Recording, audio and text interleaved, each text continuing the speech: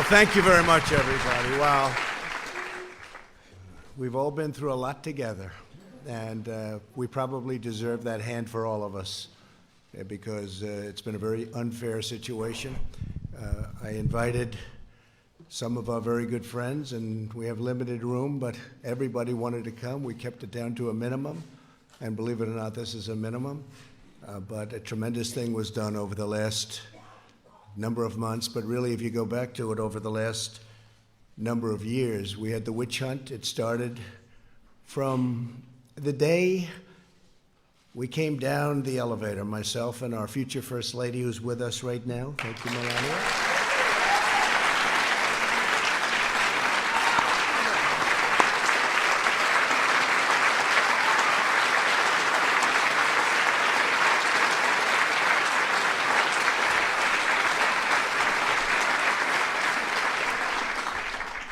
And it never really stopped. We've been going through this now for over 3 years. It was evil, it was corrupt, it was dirty cops, it was leakers and liars. And this should never, ever happen to another president, ever. I don't know that other presidents would have been able to take it. Some people said no, they wouldn't have. But I can tell you, at a minimum, you have to focus on this because it can get away very quickly. No matter who you have with you, it can get away very quickly. It was a disgrace. Had I not fired James Comey, who was a disaster, by the way, it's possible I wouldn't even be standing here right now. We caught him in the act. Dirty cops, bad people. If this happened to President Obama, a lot of people would have been in jail for a long time already, many, many years.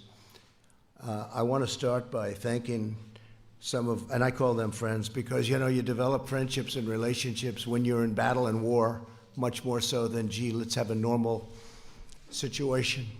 With all that we've gone through, we've done, I think, more than any president and administration. And really, I say, for the most part, Republican congressmen, congresswomen, and Republican senators. We've done more than any administration in the first few years. You look at all of the things we've done. I watched this morning as they tried to take credit for the stock market from think of that. Let me tell you, if we didn't win, the stock market would have crashed. And the market was going up a lot before the election because it was looking like we had a good chance to win. And then it went up tremendously from the time we won the election till the time we took office, which was November 8th to January 20th. And that's our credit. That's all our credit. And leading up to that point was our credit because there was hope. And one of the reasons the stock market's gone up so much in the last few days is people think we're doing so well. They liked the State of the Union speech.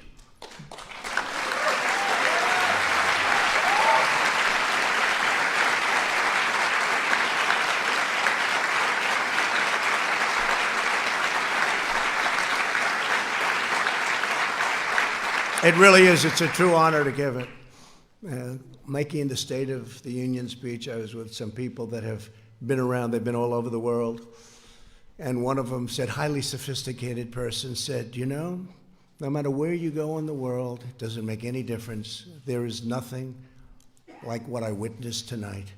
The beauty, the majesty of the chamber, the power of the United States, the power of the people in this room. Really an amazing, even I don't think there is anything like that anywhere in the world. You can go to any other country, you can go to any other location, any other place. It's the beauty of everything. It's what it represents and how it represents our country. I want to start by introducing some of the people that are here. I know some are going to be left out, but they work so hard. And this is really not a news conference. It's not a speech. It's not anything. It's just we're sort of, it's a celebration because we have something that just worked out. I mean, it worked out. We went through hell unfairly, did nothing wrong. Did nothing wrong. I've done things wrong in my life, I will admit. Not purposely, but I've done things wrong. but this is what the end result is.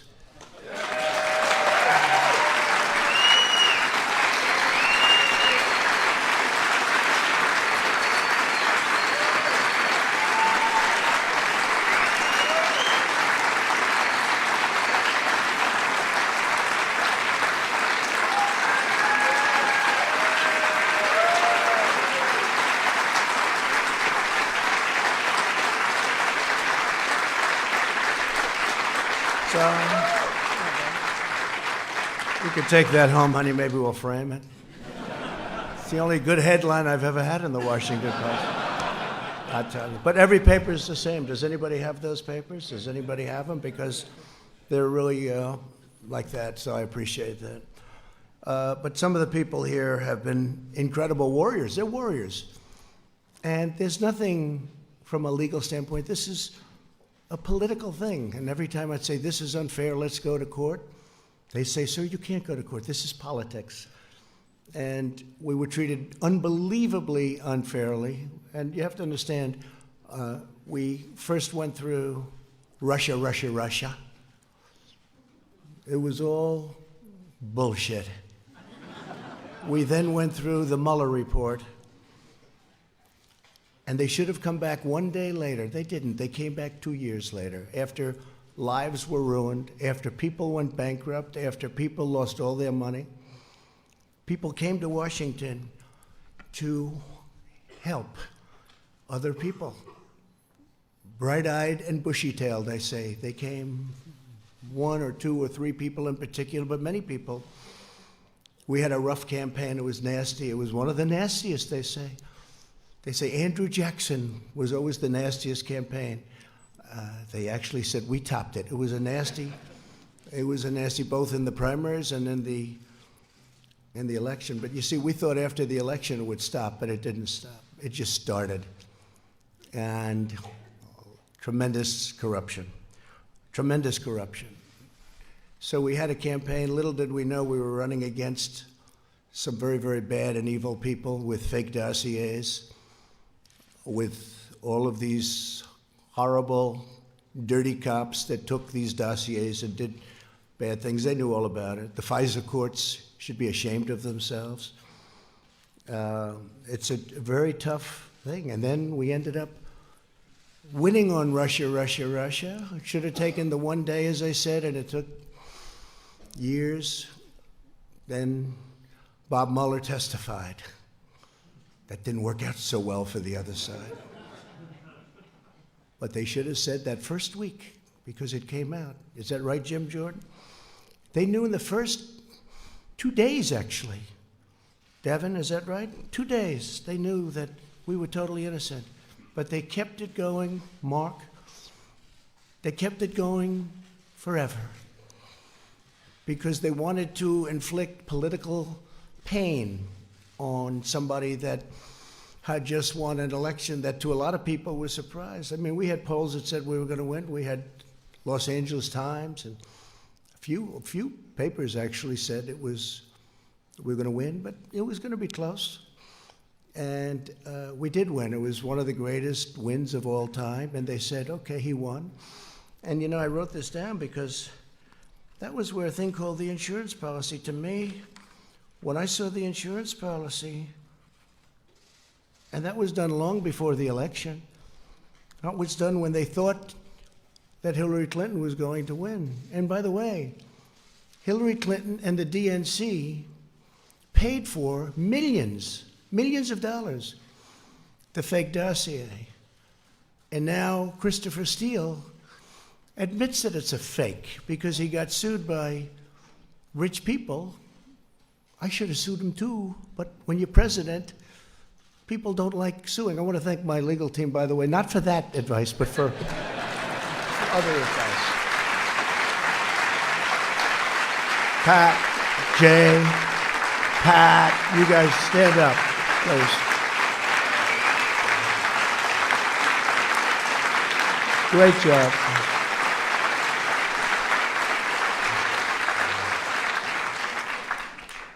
Right at the beginning, they said, sir, you have nothing to worry about. All of the facts are on your side. I said, you don't understand. That doesn't matter. That doesn't matter. And that was really true. They made up facts. A corrupt politician named Adam Schiff made up my statement to the Ukrainian president. He brought it out of thin air, just made it up. They say he's a screenwriter, a failed screenwriter. He tried to go into, unfortunately, he went into politics after that. Remember, he said the statement, which is a mob statement, "Don't call me, I'll call you." I didn't say that. Fortunately, for all of us here today and for our country, we had transcripts. We had transcribers, professional transcribers. Then they said, oh, well, maybe the transcription is not correct. But Lieutenant Colonel Vindman and his twin brother, right? We had some people that really amazing. But we did everything. We said, what's wrong with it? Well, they didn't add this word or that. It didn't matter. I said, add it. They're probably wrong, but add it. So now everyone agrees that they were perfectly accurate. When you read those transcripts, Tim Scott, I don't know if Tim's here, but he said, sir, he's the first one to call me. Sir, I read the transcript. You did nothing wrong. And Mitch, he stayed there right from the beginning. He never changed. And Mitch McConnell, I want to tell you, you did a fantastic job.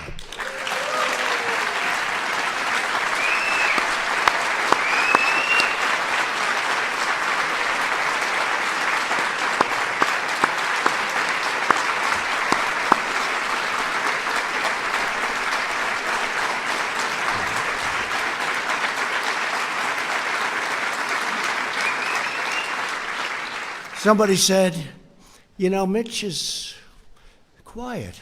And I said, he's not quiet. He's not quiet. These are the people. He doesn't want people to know him. And they said, is Mitch smart? I said, well, let's put it this way. For many, many years, a lot of very smart, bad in many cases, sometimes good, but people have been trying to take his place. And to the best of my knowledge, I've never even heard the subject come up because they've been wiped out so fast. This guy is great, and I appreciate it, Mitch. And he's also given us 191 now. 191 federal judges, 2 Supreme Court judges, right? We're up to 191. Yeah. Great guy. Great guy. He's a tough guy to read. I'm good at reading people. Tough guy to read, I'd call him. My wife would say, how'd you do with Mitch? I don't know. That's what makes him good, when you can read somebody. Fantastic job. And he understood right from this was crooked politics. This was crooked politics. How about all these people? They're running for office. They're saying the worst things about me, like 8 senators on the Democrat side. Most of them got wiped out. You know, they got their 1% or less. Most of them got less. They decided to go home. Let's go back to California. Let's go back to wherever they came from. Let's go back to New York. How about that one? Our New York Senator, Gillibrand. Let's go back to New York after they get nothing. And then they take an oath that they will be fair, that they will be reasonable, you know, all of the different things, and they had to sign. They're not fair, but here's the beauty. So we have 4 left. They're saying the most horrendous things about me. It's okay, it's politics. And then they're supposed to vote on me. They're trying to replace me, and then they're supposed to be voting. So I think it's incredible. But so Mitch, I want to thank you very much, incredible. And you have some of your folks here. And they're incredible people, and they've been right from the beginning. And again, you're out of session. Unfortunately, I only told these folks, let's do this today. We did a prayer breakfast this morning, and I thought that was really good. In fact, that was so good it might wipe this out. But by the time we finish, this will wipe that one out, those statements. I had Nancy Pelosi sitting 4 seats away, and I'm saying things that a lot of people wouldn't have said, but I meant every word of it. But we have some of the folks that are going to be leaving right after this, and they work hard, and they did work hard. Bill Cassidy, Senator. Stand up, Bill. What a guy. Great man. When I need to know about health insurance and pre-existing conditions and individual mandates, I call Bill or I call Barrasso. We get those two guys, they know more than anybody. A man who just became a senator. He's a little bit like me. We have a couple of them. Very successful guy in business, and he said, what the hell? I'll run for the Senate from Indiana. And he ran, and I saw him on television destroying his opponent in a debate. I said, you know, this guy could win, and I got behind him. And Mike Braun, you have done some great job. Thank you very much. Tough. Tough. Thank you. A man who got James Comey to choke, and he was just talking in his regular voice. He is the roughest man. He's actually unbelievable, and I appreciate the letter you sent me today. I just got it. But he's got this voice that scares people. You know, people from Iowa can be very tough. We're doing very well in Iowa, but I'll tell you, Chuck Grassley, he's looking at Comey. Well, you tell me, what did you say? Now, he wasn't being rough. That was just the way he talked. And that was when Comey, I think that was when Comey announced that he was leaking, lying, and everything else, right? He choked because he never heard anybody talk like that. You know, you should have gone, I wish you got angry. You could have gotten the whole ball game. He would have said, I give up. Chuck Grassley is an incredible guy.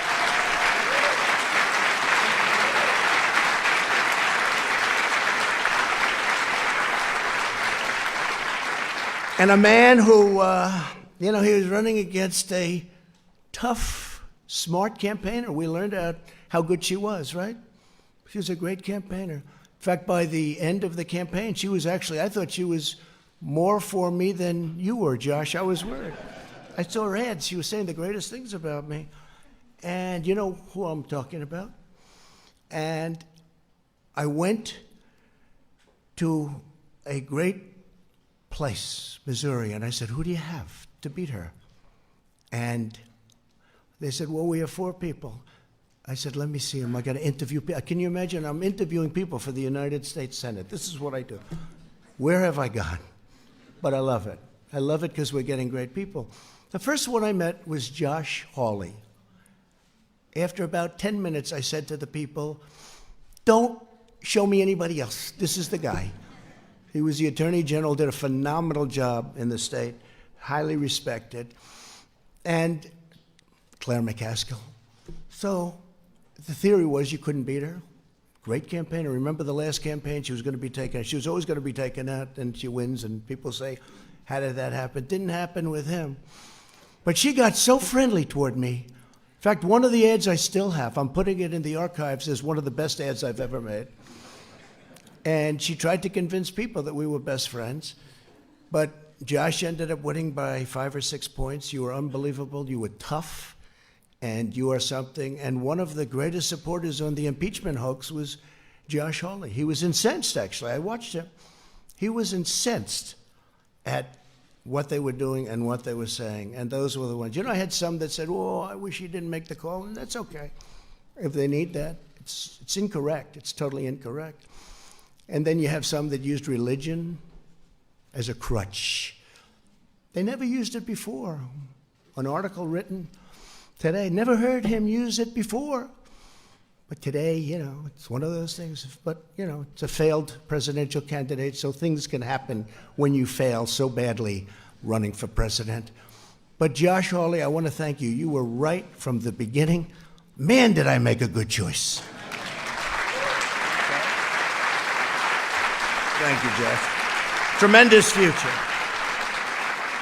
A man who is brilliant and who actually was deceived to an extent. Comes from a great state, Utah, where my poll numbers have gone through the roof, and one of the senators' poll numbers, and not this one, went down big. You saw that? You saw that, Mike? But Mike Lee is a brilliant guy. He's difficult. Whenever I sign bills, you know, we do sign a lot of legislation it's big and it's powerful, but it's sort of everybody has to approve it.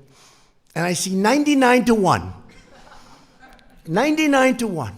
I say, don't tell me who's the one. Is it Mike? Yes. And he always has a good reason for it, too, by the way. But he's incredible. And right at the beginning, he knew we were right, Mike. And I appreciate it very much. You're just fantastic. And say hello to the people of Utah. And tell them, I'm sorry about Mitt Romney. I'm sorry. Okay? We can say that Mike Lee is by far the most popular senator from the state. But you've done a fantastic job, Mike, in many ways. In many ways. A young woman who I didn't know at all, but she's been so supportive, and I've had great support from other people in that state, and she's been so supportive, and she's been downright nasty and mean about the unfairness to the president. And Kelly Loeffler, I appreciate very much. Thank you. Great. She saw it very early on. And we have, I don't know if we have other senators here, but we got a hell of a lot of congressmen. I'll go over them quickly, but they have also been, it helped when we won 197 to nothing. That's got to be a first, Kevin, right? Is that like a first? The Republicans have this image. See, I say Democrats are lousy politicians because they have lousy policy. Open borders, sanctuary cities, they have horrible policy. Who the hell can win? Oh, their new policy is raise taxes. They want to raise taxes. All my life I wasn't in politics, but I'd say, if you're a politician, you want to say, we're going to lower taxes. They want to raise taxes. So they have open borders, sanctuary cities, raise everybody's taxes, get rid of everybody's health care, 180 million people in the United States, and they're really happy. And we're going to give you a health care that's going to cost more money than the country could make in 30 years if it really does well. That's 1 year. So I've always said they're lousy politicians, but they do two things. They're vicious and mean. Vicious. These people are vicious. Adam Schiff is a vicious, horrible person. Nancy Pelosi is a horrible person. And she wanted to impeach a long time ago when she said, I pray for the president. I pray for the president. She doesn't pray. She may pray, but she prays for the opposite. But I doubt she prays at all. And these are vicious people. But they do two things. They stick together. Historically, I'm not talking now. They stick together like glue.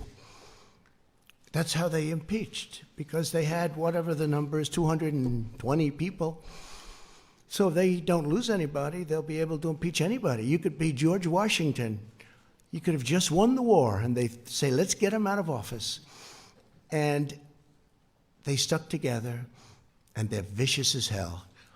And they'll probably come back for more, but maybe not, because the Republican Party's poll numbers, Mitch, have now gone up more than any time, I think, since 2004, 2005. And you know what happened then?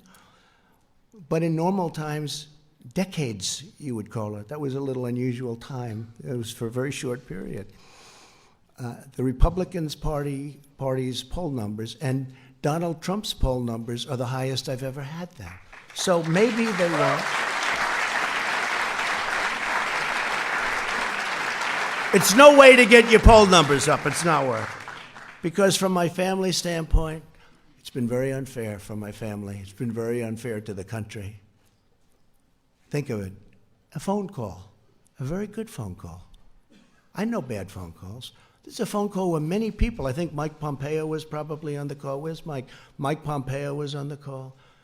Many people were on the call. I know that many people. They even have apprenti, bringing up an old favorite word of mine, the apprentice. They have apprenti. They have people on these calls. And I know there are many, when I speak to the head of a nation, and they have many people on. I mean, also, do you think they're just, in the case of Ukraine, he's a new president. He seems like a very nice person, by the way. His whole thing was corruption. He's going to stop corruption. We even have a treaty, 2001, 1999. It's a treaty, signed treaty, that we will work together to root out corruption in Ukraine. I probably have a legal obligation, Mr. Attorney, to report corruption. But they don't think it's corrupt when a son that made no money, that got thrown out of the military, that had no money at all, is working for $3 million up front, $83,000 a month, and that's only Ukraine. Then goes to China, picks up $1.5 billion. Then goes to Romania, I hear, and many other countries. They think that's okay. Because if it is Ivanka in the audience? Is Ivanka here? Boy, my kids could make a fortune. They could make a fortune. It's corrupt. But it's not even that. It's just general corruption. And the other thing is mentioned in the call, and something that I've told Mike Pence, our great vice president, I would tell him all the time. And I told him when he went on the trip, because he was over there. He never mentioned anything about this when you had your meeting. It's a terrible thing. But I told Mike, I said, Mike, we're giving them money, and, you know, you're always talking about that, because we have our country to build, we have our cities to build, and our roads to fix. But we're giving them money. Tell me, why isn't Germany paying money? Why isn't France? Why isn't United Kingdom paying money? Why aren't they paying money? Why are we paying the money? Is that a correct statement, Mike? I say, find out what the hell's going on. And I told that to all of my people, OMB. I said, I asked that question. How much is Germany paying? Why isn't Germany paying? Why is the United States always the sucker? Because we're a bunch of suckers. But that's turning around fast.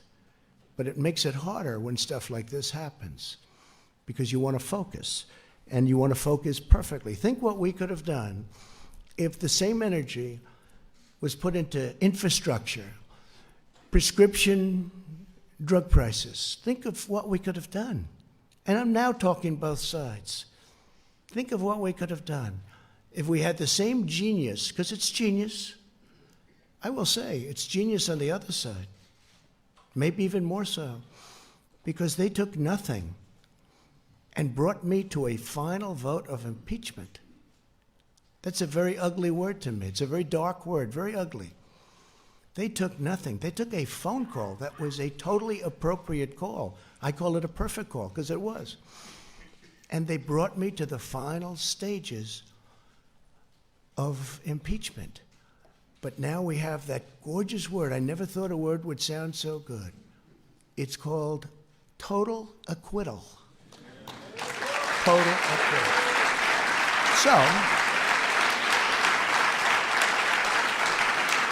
So I want to, if I could real fast, just introduce a few of the people. I have to start with Kevin. Man, did you do a job. Lucky you're there. Lucky you're there. Because it wouldn't have worked out. If you don't have the right people, I'll tell you, Kevin McCarthy has done an incredible job.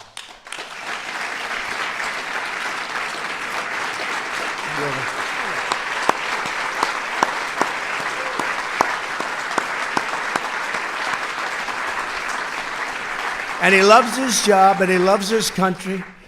Tell you what, Mitch and Kevin, they love what they do.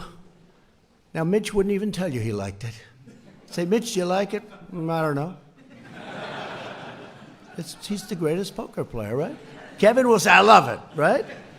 And I will say that you're going to be Speaker of the House because of this impeachment hoax. I really believe it. I really believe it. And I'm going to work hard on it. I'm going to try and get out to those Trump areas that we won by a lot. And, you know, in 18, we didn't win. We just won 2 seats in North Carolina, 2 wonderful seats in North Carolina that were not supposed to be won. But I went and I made speeches, and we had rallies, and we did a great job, and we won. We took 2 seats. Nobody writes about that. If we lost them, it would have been the biggest story of the year. But we're going to go. We're going to do a job, and we're going to win a lot of seats. We're going to win a lot of seats. People are very angry that Nancy Pelosi and all of these guys, I mean, Nadler, I know him much of my life. He's fought me in New York for 25 years. I always beat him. And I had to beat him another time, and I'll probably have to beat him again. Because if they find that I happen to walk across the street and maybe go against the light or something, let's impeach him. So we'll probably have to do it again, because these people have gone stone cold crazy. But I've beaten them all my life, and I'll beat them again if I have to. But what they're doing is very unfair, very unfair. So Kevin McCarthy has been great. So, a few names, right? And there'll be a few you forget. If you want, you can raise, and I'll say, great, love to have you, wonderful. But we're going to do the best we can. And I have my cabinet, but my cabinet's different. I appoint them, okay? I didn't see all of them helping so much. You know, they were running their various bureaucracies, right? Now, my cabinet's great, and they're all here. But today is the day to celebrate these great warriors, right? These are great warriors. They really fought hard for us. And so I'll start Kelly Armstrong, North Dakota. Kelly, thank you. Great job. Great job. Jim Banks of Indiana. Jim, thank you. Great job. Andy Biggs. Where's Andy? Boy, oh boy, Andy. There's a guy. He's tough. I hear we're doing well in Arizona, huh?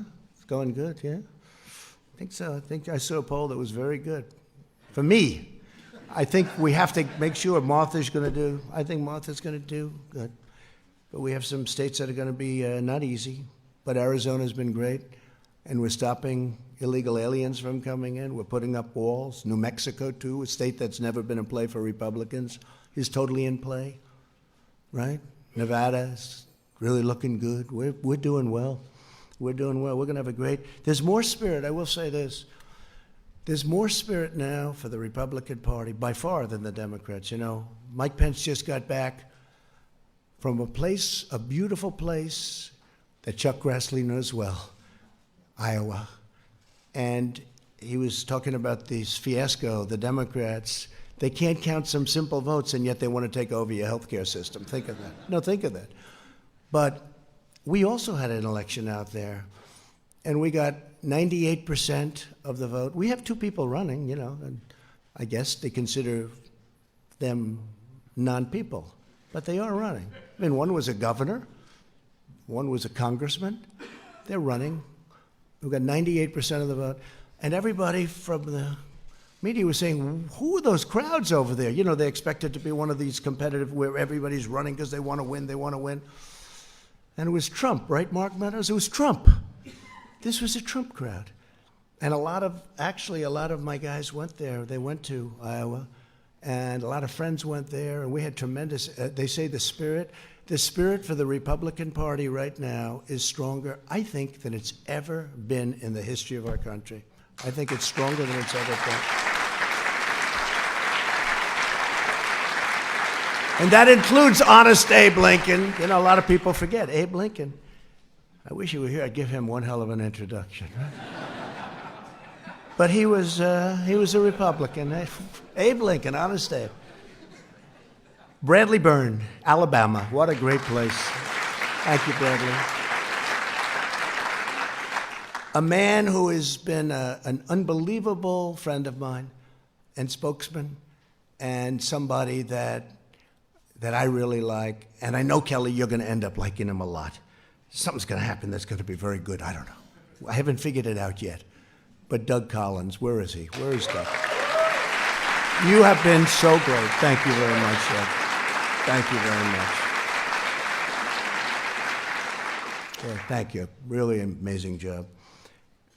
A young man who is born with a great gene, because I know his father and how great a politician he was, but he's from Florida. Sometimes controversial, but actually he's not controversial. He's solid as a rock, and he's a friend of mine, Matt Gaetz. Matt? Thank you, Matt. Thank you. Great job. All right, this guy. So he's the NCAA, meaning a couple of years ago when he was in college, wrestling champion. NCAA, that's the big deal. That means in all of college, you're the champ, you're the best. His record was ridiculous. Nobody could beat him. And I see it, you know, every time I see it. When I first got to know him, Jim Jordan, when I first got to know Jim, I said, he never wears a jacket. What the hell's going on? He's obviously very proud of his body.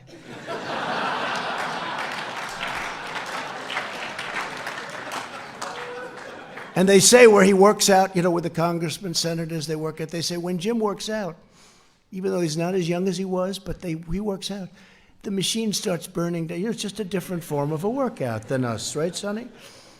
And there he is. Look at that guy. But one day I'm looking, and he looks tough, and I'm looking at those ears. And I say, those ears have something going on there. I said, did you ever wrestle? Yeah, I did. But he doesn't talk. But I checked. This guy was a champion, top wrestler. And when I had I had all of the teams. And by the way, your Super Bowl champions are coming, I think next week or soon, very soon. And every one of them want to be here. And the coach loves us. The coach is great, Andy Reid. And every one of them want to be here. We have, people love it. But we had all of the NCAA championship teams here. They had the golf, the basketball, they had every team here. And one of the teams was wrestling. The wrestling team was at Penn State. And Penn State won the title. They have a great team. And I walked up with Jim, and it's like I didn't exist. Those wrestlers, they grabbed him. They love Jim Jordan, and we love you too, because you are some warrior.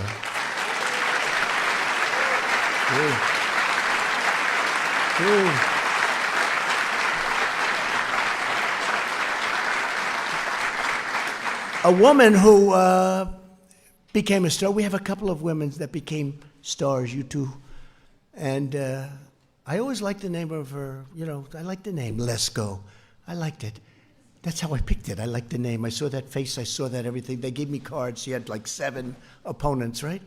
And you have no idea how much the public appreciates, how smart, how sharp you are. This I can't tell. I can't tell. They just said, she's really good. She's really talented. I said, let's go. We worked with her. She won her race. Tough race. It's no longer tough because what she does out there is incredible. Arizona loves her.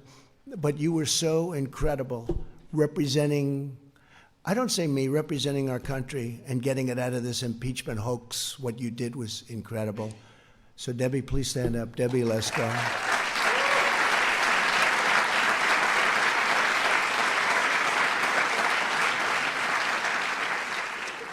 A man who I became very friendly with. I don't know why. Do you ever have where, I'll ask the media, certain people call, you take their calls. Other people call, if they don't have information, they won't take anybody's call. But other people call, and you don't. This is a guy, he's just a very special guy. His wife, I actually like better than him, to be honest. Because he doesn't know that I know that he didn't actually support me right from the beginning, but she did. And on my worst day, right? On my worst day, my worst, I won't tell you why it was my worst, but it was not one of those good days. She got on a bus, got many other buses, and women all over North Carolina, and they toured North Carolina. Well, Mark was back sort of semi-supporting another candidate, which he ended up leaving very quickly. I don't think you had a choice because of your wife. But thank her, and Mark Meadows, he's an extraordinary guy. I mean, the only problem is, I guess he's announcing, he'd only win by 40 points, but he's announcing that he'll be not running this time. You have somebody good to run? Somebody going to win your district by at least 20 points, please? Okay? But he's a tremendously talented man, not just as a politician. As a human being, he's incredible. And during these horrible times, I mean, the way he worked, and Jim and all of you guys, the way they worked was it was like their life was at stake. So many. Ron DeSantis is another one. He worked so hard. Then he called me, he said, sir, I'd like to run for governor. I said, governor? I don't want you to run. I like you staying. No, I want to run for governor. And I said, well, if you have to, I'd like your support. I said, how can I support you? You're at 3. He was at 3, he had no money. Somebody else was at 38, and they had 22 million cash, right? I said, look, if it's important, I'll do it, because he's been another great warrior. And by the way, he ran, I endorsed him. His numbers went through the roof. The man who he beat, who was expected to win easily, called me after the race. He said, you endorsed him, and it was like a nuclear bomb went off. There was nothing I could do. He never even spent his money. He saved it. But Ron DeSantis is another one. And now he's the governor of Florida. And by the way, he's a great governor. He's a very popular governor. His numbers are in the 70s, and he's done a great job. But Mark, I want to thank you very much. Fantastic job. Thank you very much. Mark Meadows. And Mike Johnson of Louisiana. Where's Mike? Central Casting, what a job. You can represent me anytime. You can represent me anytime. Thank you. What a job you've done. Thank you, Mike. And a man nobody's ever heard of except the other side. He's the other side's worst nightmare. This guy goes down into dungeons and basements. He'll find a document no matter what. He's the most legitimate human being. He's the hardest worker. He's unbelievable. He took tremendous abuse. The media and, the other side and the bad ones, the leakers, the liars, the dirty cops, they wanted to destroy him. They tried. They got close, but he wouldn't let it happen. And honestly, in a certain way, he was the first one. Wouldn't you say, Jim and Mark and everything? This was the first guy. He came out of nowhere. He's saying, these people are corrupt. He's still saying it. And he was unbelievable. Devin Nunes. He was unbelievable. Unbelievable.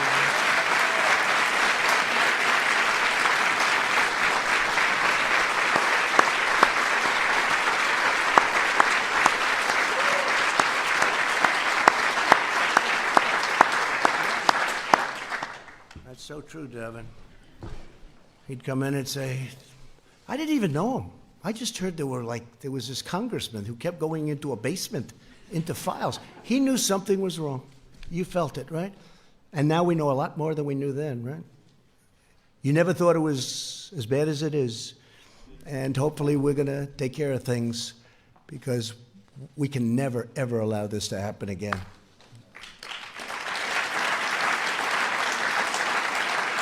Scott Perry of Pennsylvania. Scott, thank you. Thank you, Scott. Really great. And you're doing very well over there, by the way, just so your numbers. A man who is Central Casting. If I'm going to pick Perry Mason, I'm going to do a remake of Perry Mason. Other than Bill Barr, I picked this guy, but I have to say I picked Barr. I picked Barr first, right? John Ratcliffe, right? But I have to tell you, if we're doing a remake of Perry Mason, the man I get, there's nobody in Hollywood like this, John Ratcliffe, right? Stand up, John. Such a great lawyer. Incredible guy, incredible talent, but just a great lawyer, and we appreciate it. He gets on that screen and everyone says, I agree. The other side folds up so fast. We'll probably be using a lot of you in the next year. But you have been fantastic, John. We appreciate it. Thank you very much. A man who's braver than me and braver than all of us in this room. He got whacked. He got whacked. My Steve, right? I went to the hospital with our great First Lady that night, right, honey? And we saw a man that was not going to make it. He was not going to make it. He was the doctor. And I told him, his wife, I said, she loves you. Why do you say that? Because she was devastated.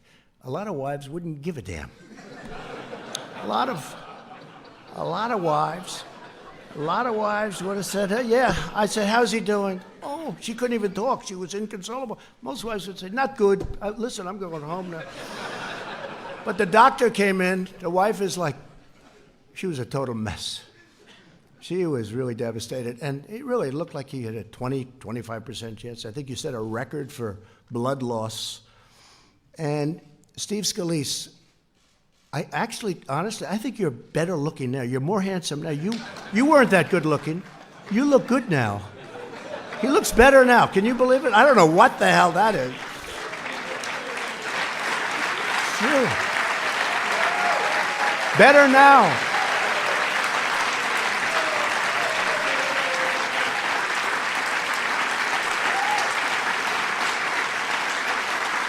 What a guy.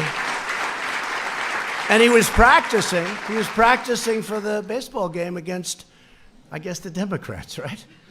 And this whack job started shooting, hurt Rogers. I don't know if Rogers here, but hurt a number of people, hit him, but really hit Steve. Steve was at second base. He was the second baseman. And he went down, and it was terrible. I mean, I saw the whole thing, and it was terrible. Unfortunately, you had two brave policemen with you because of your high position in Congress. You had two policemen, and they were amazing. The man and the woman. And they came, and they didn't have rifles. They were against supposedly a pretty good sharpshooter with rifles, good equipment, and all they had was a gun. And they started coming in from the outfield shooting. And they're so far away that a handgun is not preferred. And this guy has the rifle, and he's hitting people, and he was going to move up, and there was no out. I mean, if he would have been able to move up, there was no way to get out. The entrance was a single entrance way on the other side where he was. So everyone went into the dugout, ran into the dugout. But Steve was really hit badly in the stomach, and with a bullet that rips you apart. It was supposed to do that. It rips you apart. And these two people came charging forward, boom, boom, boom. And one of them, you know who? One of them, him, got the shooter, hit him, and then got him, killed him from long distance. It was amazing. If you didn't have those two people, you can imagine, right? You could imagine what would happen. So Melania and I went to the hospital that night, and he was in such bad shape, and he's been working ever since so hard. But 6 months ago, they had a baseball game at the Nationals Park, and I'm watching. And it's on television. And it's just, game, people, you want to win it, right? And Steve's at second base. The poor guy can't even walk. Do you remember Bobby Richardson for the New York Yankees? He was known for range, Louis. Range. He had the greatest range. If a ball's hit the shortstop, Bobby Richardson's the second baseman. Bobby Richardson would field the ball. If it's hit the first base, he'll throw it to the first baseman. He had unbelievable range. This was not Steve Scalise. Steve had no range. 1 foot, and he has to fall down, right? Because, he was trying to get better. I don't know who the hell put you on the field. And this is a true story. So the game starts, and the first pitch, Steve's standing at second base, and the guy is really in bad shape. And I said, this is terrible. A shot, ground ball shot, is hit to second. And Steve, I say, I didn't have time to think too much, but I said, this is not good. That ball is going toward him. And this guy stopped that ball, caught the ball. He's now laying down. He throws the ball to first base. He gets him out. I said, it's the most incredible thing. I've never seen athletically. I've never seen anything like it. Right? And he gets him out, and they then took him out of the game, which was a very wise thing, because you could never do that again in a million years. But you weren't going to let that ball go through. I don't care if it was hit by the greatest of all time, right? That ball was not going through you, because you are a warrior. Steve, he is fantastic.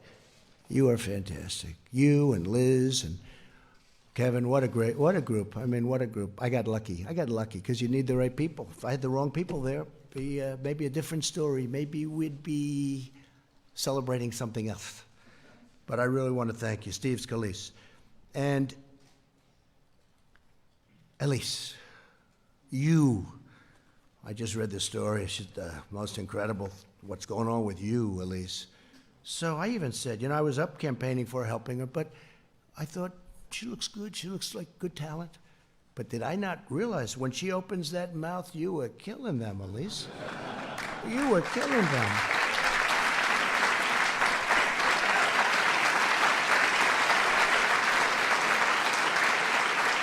Elise, and there's a big story in the New York Post. I love the New York Post because they treat me well. There aren't too many of you that do, but today you're treating me well. I even had a great headline. New York Times, Washington Post. I had all these great headlines. Maybe we should just end it right there. But you had the greatest story yesterday in the Post, that people from all over the country are contributing to her campaign. They were so enthralled with the way you handled yourself. what you said, the way you said it, and I'll always be your friend. I think it's really an amazing story. What a great future you have. What a great future. Thank you. First Lady agrees, by the way. First Lady agrees. And Michael Turner, you can represent me anytime. Where's Michael? Where is he? Well, you can represent me. How good were you? There's another Perry Mason type, I think, right? What do you think, John? But Michael, you were fantastic, and we appreciate it. Brad Wenstrup. Where's Brad? Brad. Great. It's a big day for lawyers. You notice only the lawyers stayed. All the lawyers stayed behind. Lee Zeldin, how good are you? How good are you? Man.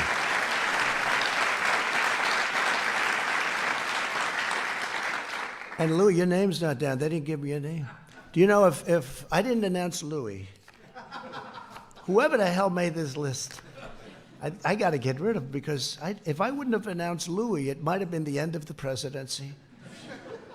Louis, you have been so great, so tough, and so smart. I got it.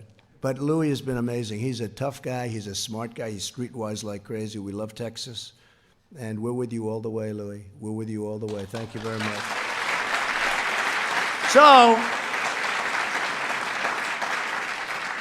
So that's the story.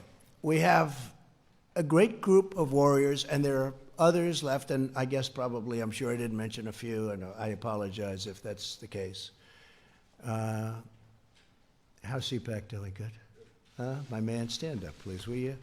He's the one, he said you should run.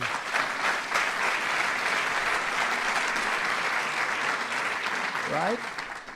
Matt said, it's like 5 years ago, 6 years ago, and I made a speech, and then they do some kind of a straw poll.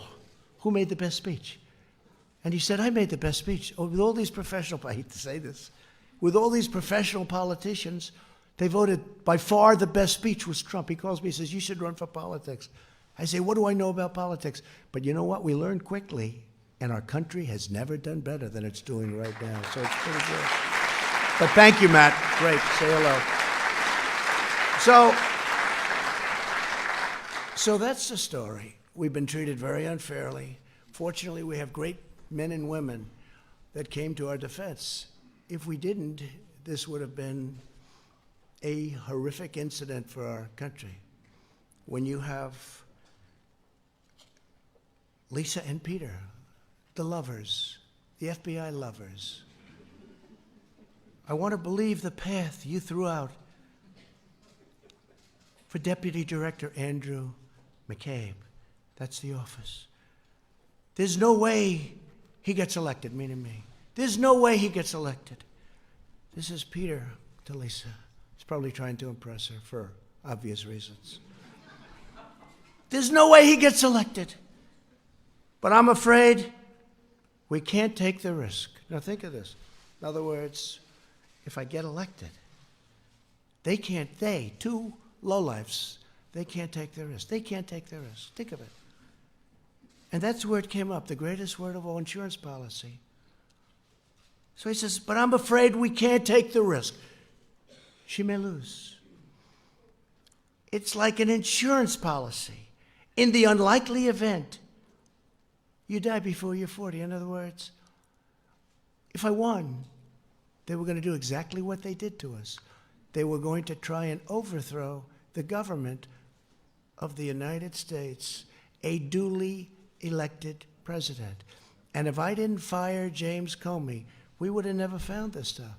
Because when I fired that sleazebag, all hell broke out. They were ratting on each other. They were running for the hills. Let's see what happens. Let's see what happens. It's in the hands of some very talented people. We're going to have to see what happens. But I can tell you, in my opinion, these are the crookedest, most dishonest, dirtiest people I've ever seen. They said, this is struck. God, Hillary should win 100 million to 1. This is about me. This is an agent from the FBI. Look how they let her off. 33,000 emails deleted. Nothing happens to her. Nothing happens. It's unbelievable. But think of that. God, Hillary should win. When these guys are investigating Hillary. Then they go to work for Mueller, the two of them. And when Mueller found out that everybody knew that they were 100% this way, he let them go. But they deleted all of their emails and text messages.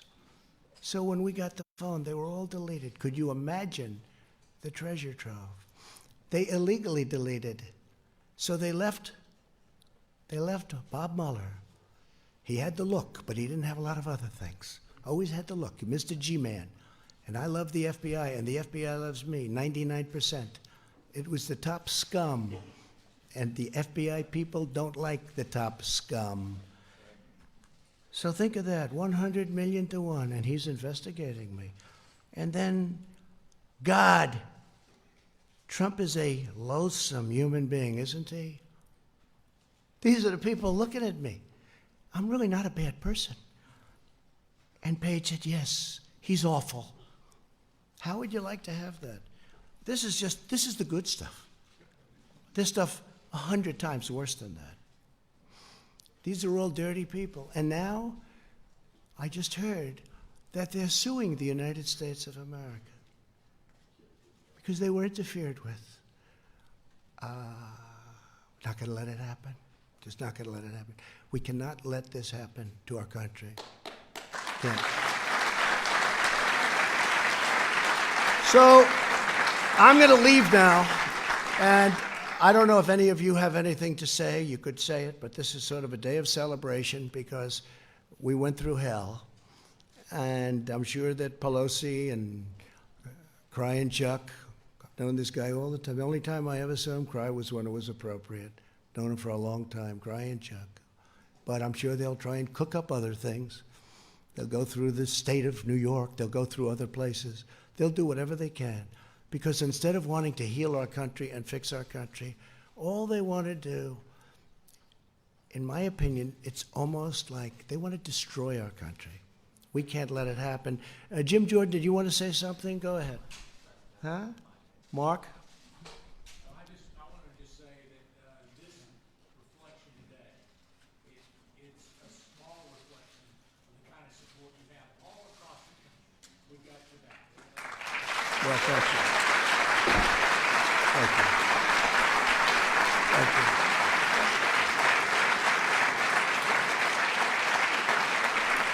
This was a highly partisan situation. Pelosi said, I copied it down exactly. Before the impeachment, she wanted to impeach from day one, by the way. Don't let it fool you. You know, she said, no, the impeachment is a very serious thing. I said, she wants to impeach. Watch. Impeachment is so divisive to the country that unless there's something so compelling and so overwhelming and bipartisan, it was 197 to nothing. And other than one failed presidential candidate, and I call that half a vote because he actually voted for us on the other one. But we had one failed presidential candidate. That's the only half a vote we lost. So we had almost 53 to nothing. We had 197 to nothing. And the only one that voted against was a guy that can't stand the fact that he ran one of the worst campaigns in the history of the presidency. But she said, there's something so compelling, has to be so compelling and so overwhelming and bipartisan. I don't think we should go down that path because it divides the country. She was right about that. And it's just not worth it. That was Nancy Pelosi a year ago, right? And I think it's a shame. I think it's a shame. But as I said, if we can put this genius to work on roads and highways and bridges and all of the things we can do, prescription drugs. You know, we had, Secretary Azar is here, and I want to thank him for this, but we had, first time in 51 years where drug prices actually came down last year. First time in 51 years. But what we can do working with both parties in Congress would be unbelievable. It'd be unbelievable. What we can do And I know Chuck Grassley is working very hard on it, and Mitch is working very hard on it. But what we can do is incredible. What we can do just generally. We've done so much without it. We've rebuilt our military.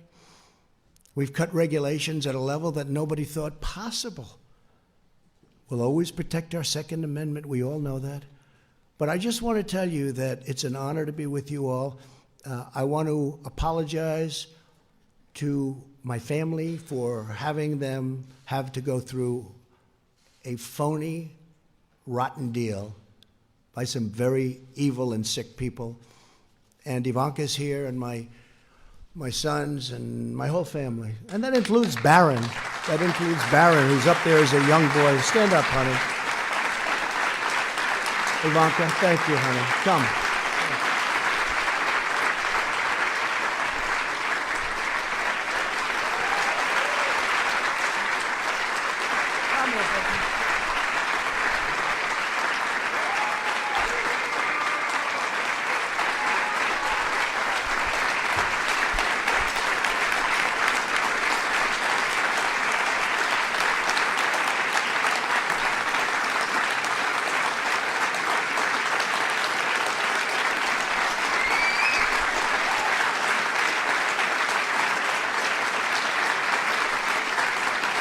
So I just want to thank my family for sticking through it. This was not part of the deal.